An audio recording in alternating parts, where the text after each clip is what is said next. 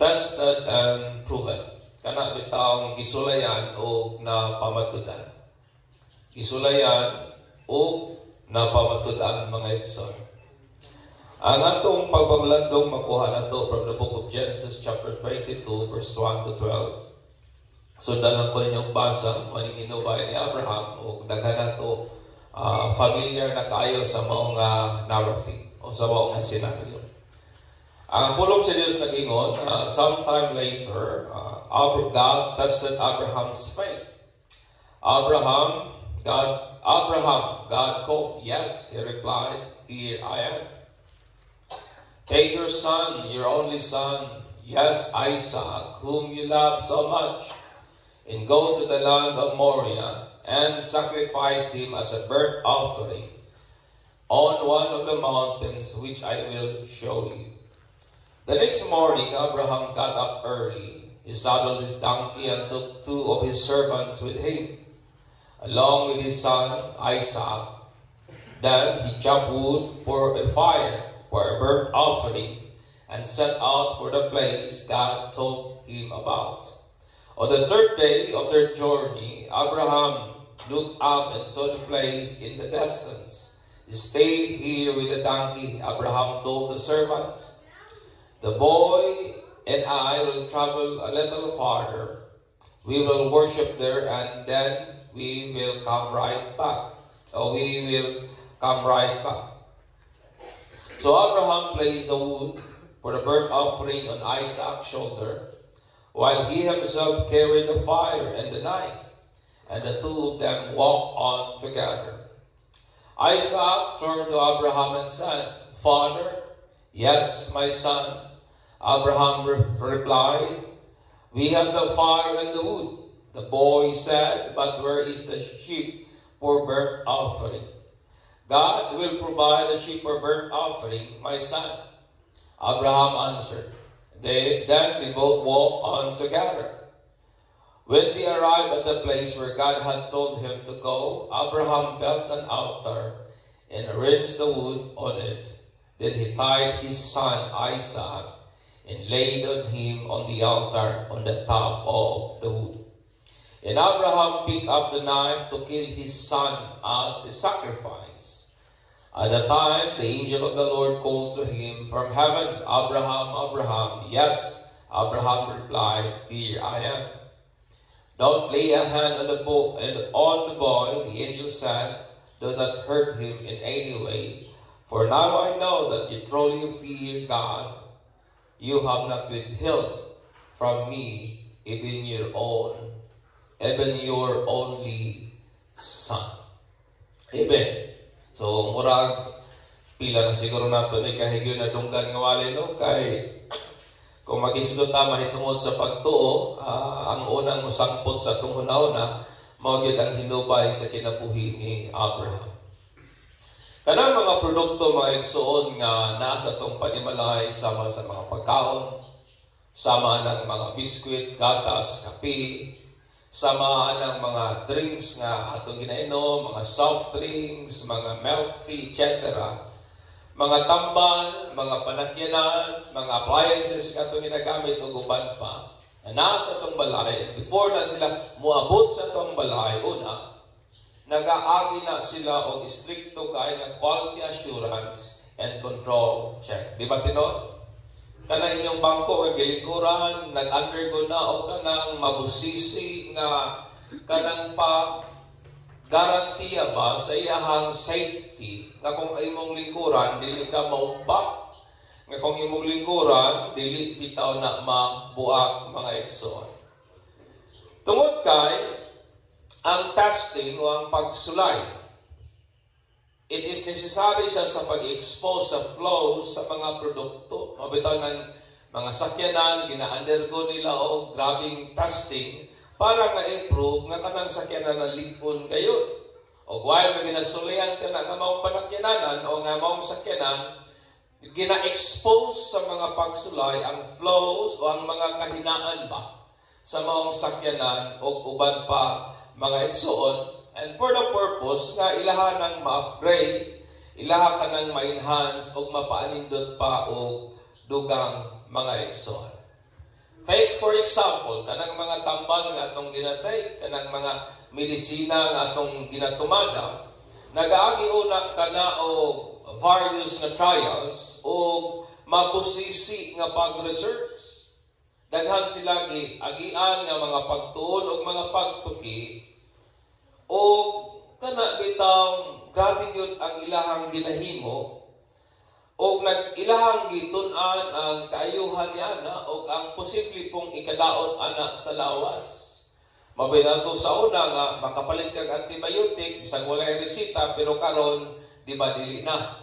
Kay naay dili maayong epekto sa lawas kung dili maayo pod ang pag-apply nato mga igsoon.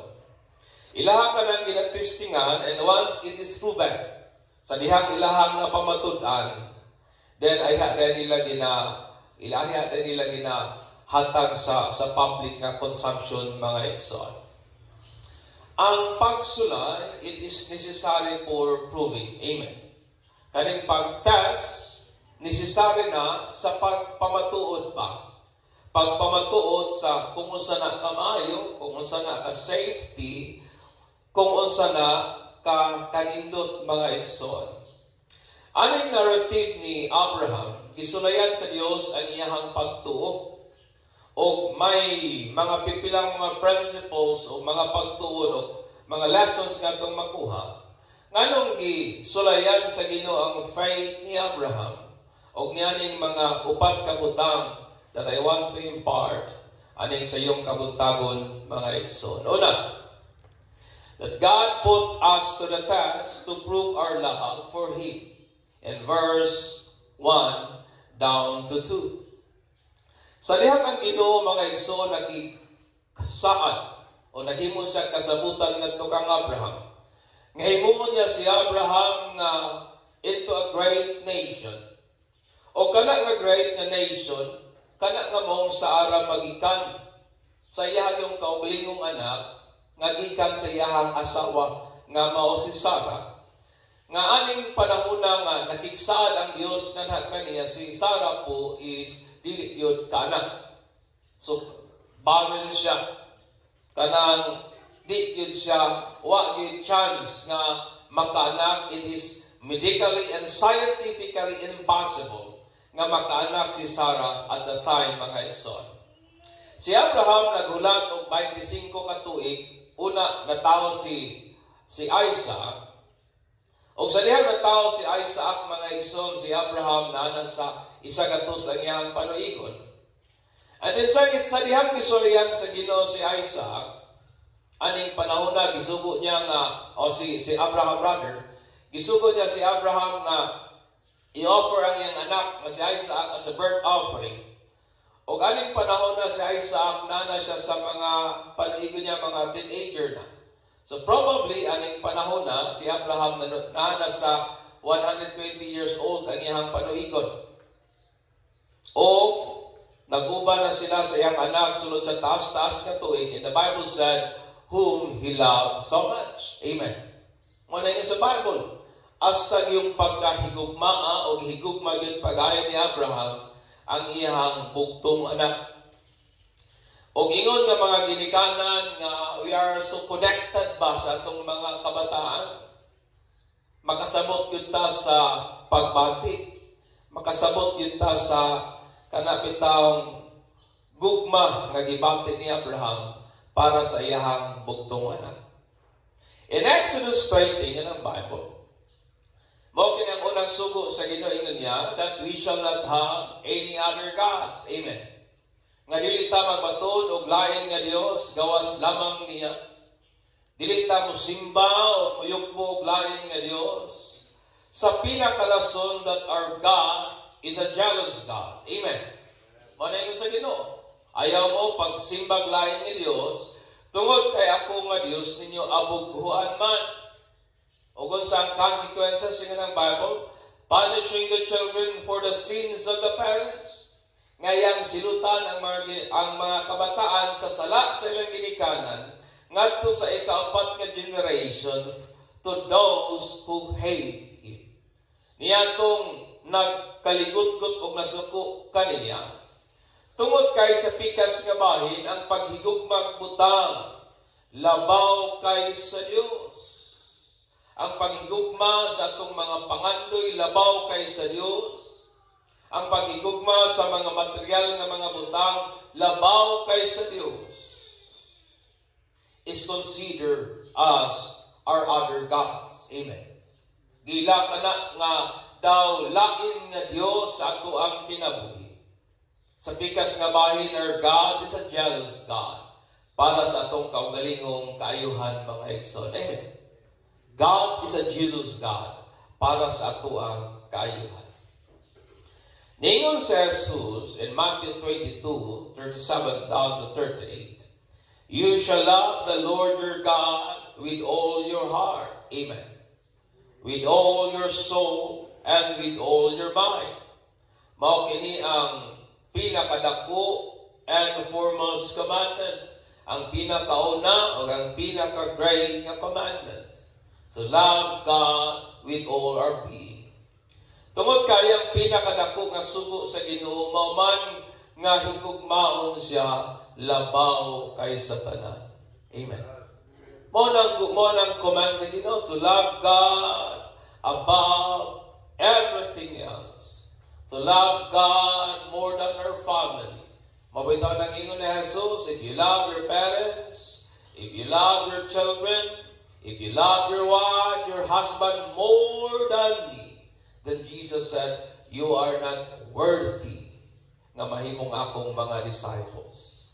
Tungod kaya ang unang prerequisite for us to follow God is to love God above anything else. Amen. Dapat mas higugma nato ang Ginoo labaw kaysa atong kaugalingon. Amen. Kung naadiri mong asawa, ingnan na siya nga ikaduha ra ka. Ingnan ba? Kung naay mong bata, ingnan siya nga ikaduha ra gyud ka. Kaya ang una, ang Ginoo gyud mga igsoon. As human, ingon nga tao, kansang atong kasing-kasing is deceptive and beyond cure. Mo na'y description sa heart, according to Jeremiah. Nga kining atong kasing-kasing, limbungaros. Kining atong kasing-kasing, beyond cure. O Ginoo lamang ang tiulay nga makasabot niini. Tainted with corruption and sin. Nahugawan sa sala, mga igsoon, na daot tungod sa sala. It is plausible for us to fall in love with the blessings more than the God who bless us. Tungod ang reason, mo na nga makiangayon nga huna-hunaon ba, nga posible yun ay, nga kining atong kasing-kasing mahigugma ba sa mga panalangin, labaw kay sa Dios nga nagapanalangin. Nga may tendency nga mahigugma ta sa gasa, labaw kay sa Dios nga nagahatag sa gasa. Mahigugma ta sa gihatag, labaw kaysa naghatag mga igsoon. Ang Ginoo very specific kay kang Abraham. Ingon niya, take your son, your only son Isaac, whom you love so much. Wala na ingon ang Ginoo mas Ismael. Ingon ang Ginoo si Isaac, whom nga imong gipangga pag-ayo. God put to the test, gibutang sa Ginoo o gisulayan sa Dios si Abraham, so that Abraham can honestly assess his love for God. Aron bitaw nga masuta pag-ayo ni Abraham sa sincero o way tago nga pamagi kung ang iyang gugma sa Ginoo mas bugat pa ba o dili na kaysa iyang paghigugma sa iyang anak nga si Abraham, nga si Isaac, rather mga igsoon. God put Abraham to the test to assess his love for God. Amen. Di ba mao na purpose sa test to assessment? Kabantay ba mo? Kanang mag-exam ka, o sa purpose, i-assess ang imong nabagyog kay na hibaw-an, i-assess nila kung nabagyog kay nasabtan, mauman po sa Ginoo. Gusto sa Ginoo nga i-assess nato kining atong paghigugma nga naha kaniya. Kini nagtudlo nato that God tested us so that we can honestly assess our love for Him. And our love for God is attested by our obedience to His command. Nganong ginadala ta sa Dios sa mga pagsulay, kay buot sa Ginoo nga ato bang sutaon kini atong paghigugma niya, o kanang atong paghigugma niya atong nagakapamatud-an o kinapamatud-an, pinaagi sa atong pagtuman sa iyang sugo sa ato ang kinabuhi, mga igsoon. Mo nang ingon ni Jesus in John 14:15, if you love me, you will keep my commandments. Amen. Nga kung inyo kong gihigugma, inyong tipigan, inyong ikinabuhi, inyong i-practice ang akong mga sugo. Si Apostle John, ingon po siya in 1 John 5:3, loving God means keeping His commandments, and His commandments are not burdensome. Amen. Nga ang paghigugma sa Dios, mao kanang pagtuman sa iyang mga kasuguan, o ang mga kasuguan sa Dios, dili kana mga butanga makahasol o maghatag lamang kabugaton sa atong kinabuhi. Walay laing pamaagi nga atong mapamatud-an ang atong paghigugma sa Dios is through obeying His command. Amen. Amen. There is no other and better way for us to prove that we love God labaw kay Satanan is through obeying His commands. Mao na bitaw nga ingon ang Ginoo kang Abraham, ihalad na gud ng imong anak Abraham kanang imong pinakapinangga anak. And Abraham obeyed. Tungod kay ang ihang paghigugma sa Dios, ihang gipamatud-an by obeying God's command. Mao na nga nganong ginabutang ta sa Dios sa mga pagsulay aron nga atong pamatud-an nganha niya nga nahigugma yun niya. Ikaduha, God put us to the test to prove our allegiance to Him.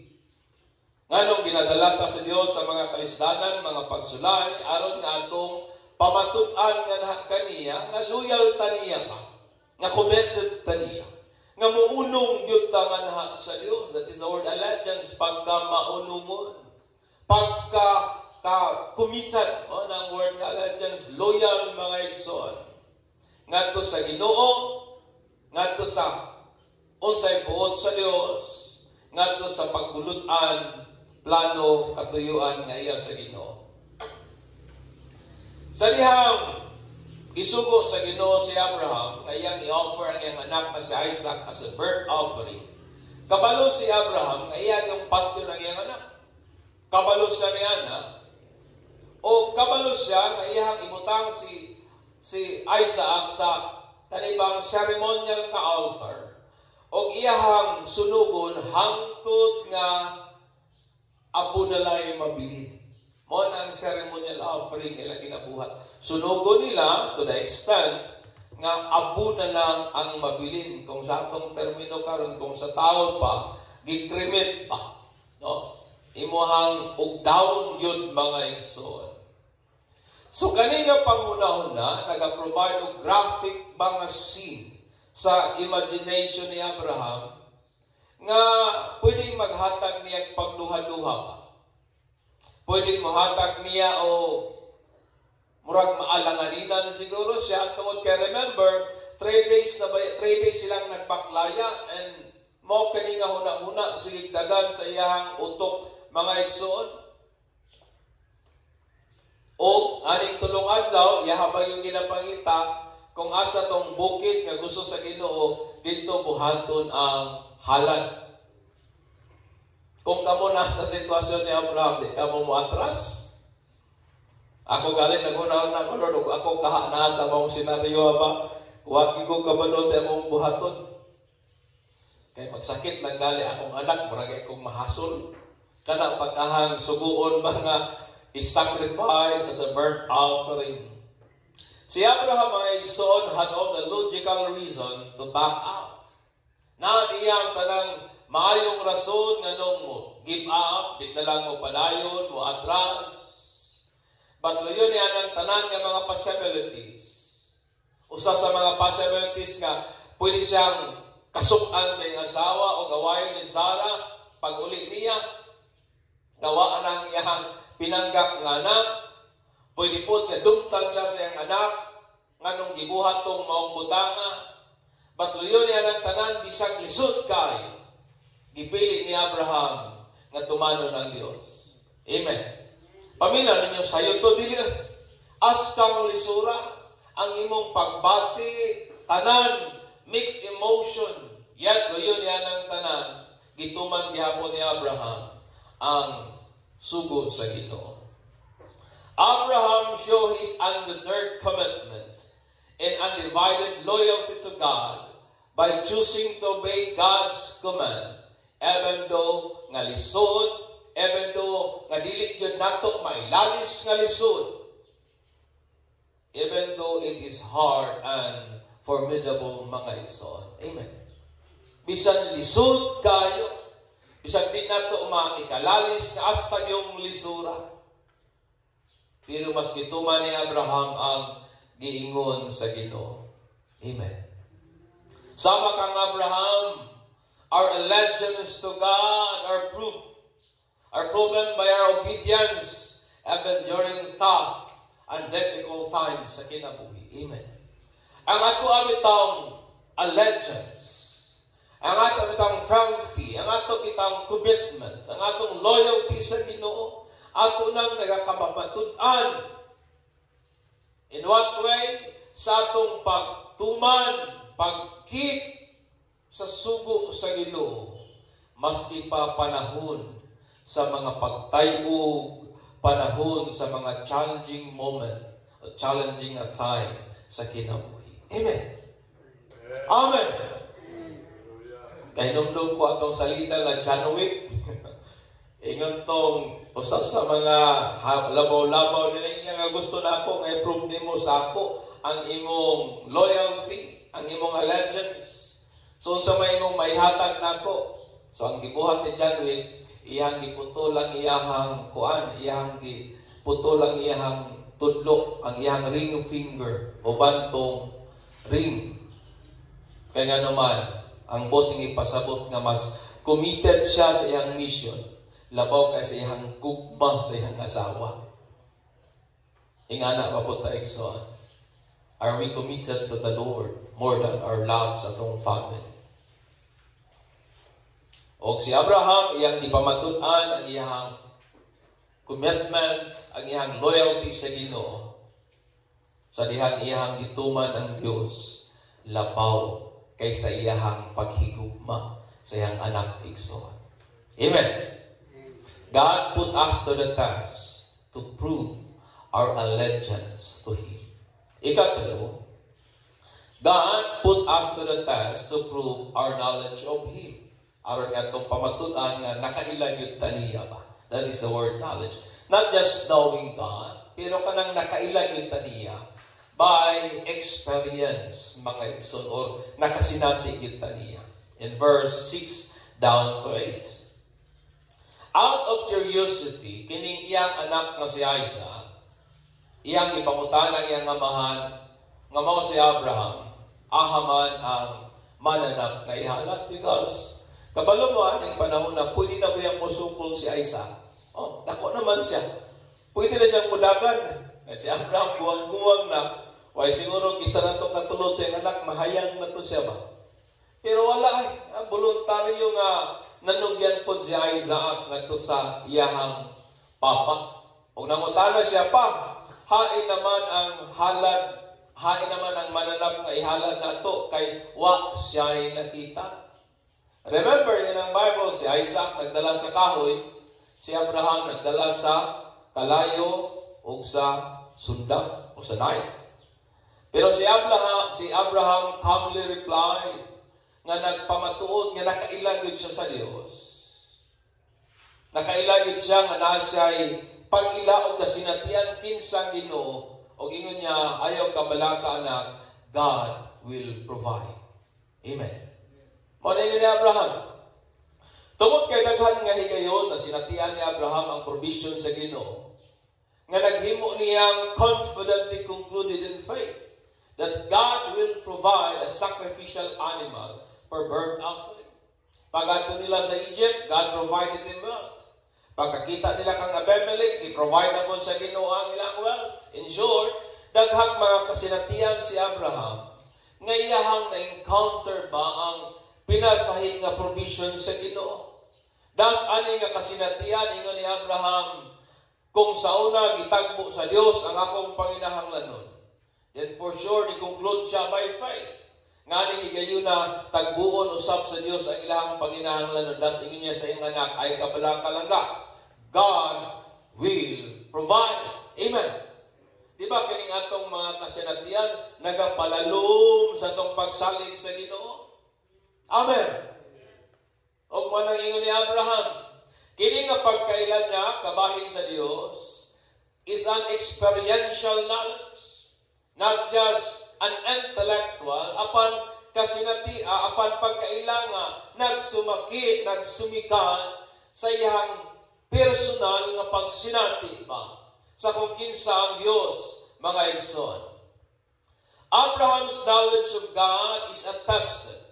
Ang pagkaila ni Abraham sa Dios is iyang ipamatud-an by his obedience that he is certain that God will provide a sacrificial animal. Gipamatud-an ni Abraham nga nakailagid siya sa Dios, pinagi sa pagtuman sa sugo sa Ginoo, og ningon pagali siya nga ang Ginoo mo'y mag-provide, ang Ginoo mo'y maghatag og mananap nga ihalad, mga igsoon. Sama kang Abraham, ang atong pagkaila sa Dios is attested by our obedience to Him and response sa mga testing that we face aning kinabuhi. Amen. Ang atong pagkaila sa Dios nagakapamatud-an kana sa atong pag-obey sa mga hagit, mga pagtayog nga atong ginatubang sa kinabuhi, mga igsoon. Amen. Pagpaka na ito ang Ginoo niya na, mga igsoon. Ikaw pa, God put us to the test to prove our reverence for Him. Nganong ginadala ta sa Dios sa mga pagsulay o nganong ginasulayan ta sa Ginoo para atong pamatud-an nga na kaniya ba nga nahadlok gyud ta niya nga ato siyang ginaanor, ato siyang ginarespeto, ato siyang ginapasidunggan, mga igsoon. In verse 9 down to 12. It was surprising that when God averted Abraham for taking his son's life, God never said, "Wa pa mo mahimo." Nga sa panahon nga gipunggan sa Dios, ni-intervene sa Ginoo, ang Ginoo, panahon nga iyan tang dunggabon ang iyang anak, because the Bible said nga iyahan ng patyod unta si Isaac. Ang Ginoo wala niingon, "For I know that you have faith in me." Di ba wala nagingon ng Ginoo? Basahin yung Bible. Wala nagingon ng Ginoo. Wala nagingon ng Ginoo nga Abraham ayaw nagbuhata kay nasayod ko nga nagay pagtuna ko. No! Wala nagingon ng Ginoo niya na. Instead, ang giingon sa Ginoo, "For I know that you truly fear God." Amen. O sa ingon sa Ginoo kang Abraham, ika Abraham ay nagayon na. Kaya karon nasayod gayud ko nga nahadlok gyud ay ka sa Ginoo. Amen. That is in verse 13. Don't lay a hand on the boy.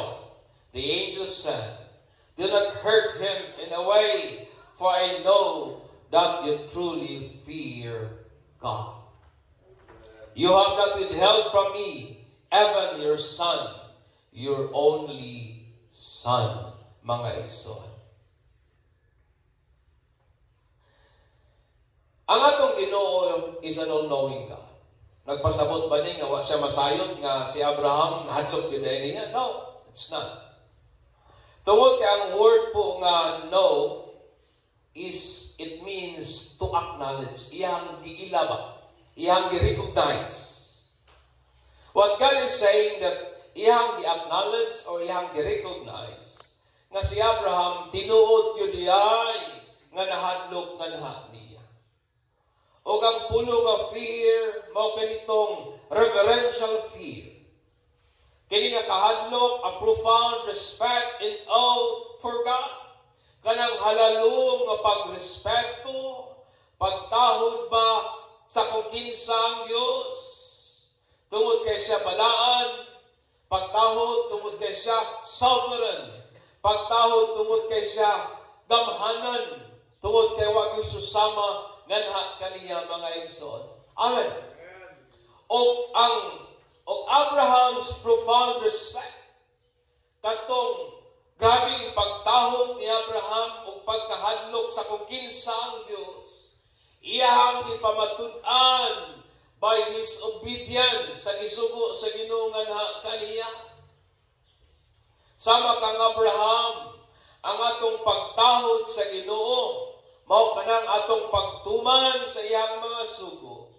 In whatever circumstances we are facing, in whatever seasons of life we currently going through, mga igsoon, amen. Kanang atong pagtuman sa Ginoo mo kanay pagpakita nga nagtahod ta niya. Unsa may tawag nimo sa imong anak nga di mo tawman nimo, di ba? Imong itawag wa man ay pagtahod nga bataan eh. Wa man ay kahadlok sa ginikanan. Pero the moment nga atong anak mutuman sa atong gisugo unsay naa sa atong una-una, kini nga bata ni matinahuron ni. Nahadlok gyud nako ingon nga ginikanan. Mao man pud sa Ginoo.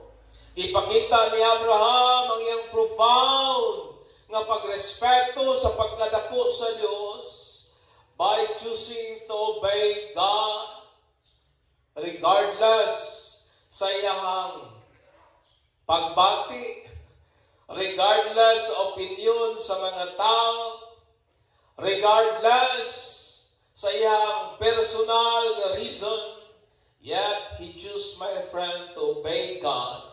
O iyang ipakita nga nagrespeto, nagtahod, o nahadlok yun siya sa Dios. And God said, Abraham, akong gi-acknowledge nga nahadlok yun ka nako.